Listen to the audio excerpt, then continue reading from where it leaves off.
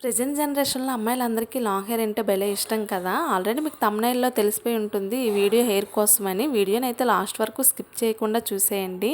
అలాగే మన ఛానల్ ఎవరైనా కొత్తగా చూస్తున్నట్లయితే సబ్స్క్రైబ్ చేసుకోండి. మర్చిపోకుండా లైక్ మాత్రం చేయండి. ఎందుకంటే మీరు ఇచ్చే ప్రతి లైక్ నాకు చాలా చాలా ఇంపార్టెంట్ అనమాట. సో ఇప్పుడు ఈ ఆయిల్ ప్రిపేర్ చేసుకోవడానికి ఏమేమి కావాలో తెలుసుకుందాం వచ్చేయండి. నేనైతే ఫస్ట్ కిందకి వెళ్తున్నా. ఎందుకంటే మీరే చూసేయండి. కింద మందార చెట్టు ఉంది. సో మందార ఆకుల కోసమని వచ్చాననమాట. మరి ఓనర్స్ని అడగకుండా కోసుకోవడం చాలా తప్పు కదా. సో అందుకోసమని వాళ్ళని పిలిచి అడుగుతున్నానమాట.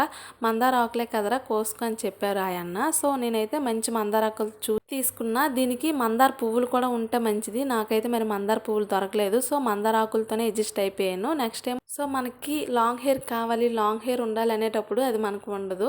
సో మనకు అవసరం లేనప్పుడు మాత్రం ఉంటుంది. ఫర్ ఎగ్జాంపుల్ నాకు చిన్నప్పుడు అయితే చాలా లాంగ్ హెయిర్ ఉండేది. దానికి జడలు వేసుకోవడానికి అయితే చాలా తంటాలు పడేదాన్ని. ఆ హెయిర్ కోసం అయితే సెపరేట్గా వీడియో చేసినా సరిపోదులేండి. ఇంకా ఆయిల్ ప్రిపరేషన్కి అయితే ఏమేమి ఉండాలో చూసేద్దాం వచ్చేయండి. నేనైతే మందారాకులు, కరివేపాకు, ఆనియన్స్, అలాగే కొంచెం మెంతులు అయితే తీసుకున్నాను. నెక్స్ట్ అయితే స్టవ్ వెలిగించుకొని ఒక గిన్నె పెట్టుకున్నాను. ఈ గిన్నెలో ఆయిల్ అంతా వేసేసుకున్నాను. ఆయిల్ బాగా హీట్ అయిన తర్వాత ఈ విషయాన్ని మాత్రం మర్చిపోవద్దు. ఆయిల్ అంతా బాగా హీట్ అయిన తర్వాతనే మనం తీసుకున్న ఐటమ్స్ అన్నీ వేసుకోవాలి.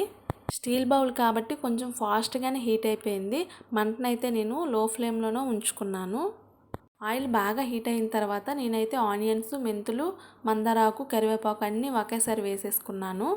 ఇందులో ఉండే రసం అంతా ఆయిల్లోకి దిగాలి. అది మాత్రం ఖచ్చితంగా గుర్తుపెట్టుకోండి. ఆల్రెడీ నా ఛానల్లో ఈ ఆయిల్ ప్రిపరేషన్ వీడియో అయితే ఉంది. షార్ట్ వీడియోలో అప్లోడ్ చేశాను. అది అంత బాగా రీచ్ అవ్వలేదు. సో అందుకని మరలా చేస్తున్నానమాట. ఇప్పుడు కొంచెం ఫాలోవర్స్ పెరిగారు కదా, అందుకోసమని చేస్తున్నానమాట. నాకైతే యూజ్ అయింది. మీలో ఎంతో కొంతమందికైనా యూజ్ అవుద్ది కదని చెప్పి చేస్తున్నాను. ఈ ఆయిల్ అయితే నాకు నిత్యకి బాగా పడింది. ఈ ఆయిల్ రాసిన రోజులు నిత్యకి నాకు హెయిర్ గ్రోత్ చాలా బాగుండేది. నిత్య హెయిర్ కూడా చూస్తూ ఉంటారు కదా మీరు, చాలా ఫాస్ట్గా గ్రో అయింది. నిత్య హెయిర్ అయితే చాలా సిల్కీగా ఉంటుంది. మా పాప అయితే ఆయిల్ చేయండి అమ్మా, నిత్యకి రాద్దాం, ఆయిల్ బాగా పడింది అని ఉండేది. మరి ఇంకా టైం లేక ఈ ఆయిల్ చేయడం మానేసామన్నమాట. ఒక 2-3 మంత్స్ అవుతుంది. నార్మల్ ఆయిల్ అప్లై చేసేసుకుంటున్నాము. అవన్నీ బాగా ఫ్రై అయిపోయాయి కదా, అందులో రసం అంతా బాగా దిగిపోయింది.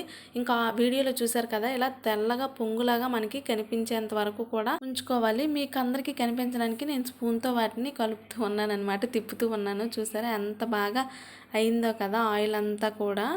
ఆనియన్స్, అలాగే మందారాకు, కరివేపాకు ఎంత బాగా ఫ్రై అయిపోయాయి కదా, వాటిలో ఉన్న రసం అంతా బాగా దిగిపోయింది.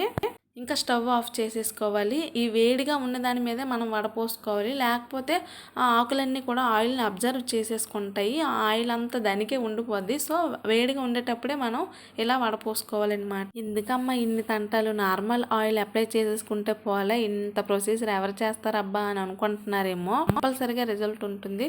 నిత్య హెయిరే మీకు ఎగ్జాంపుల్గా చెప్తున్నాను.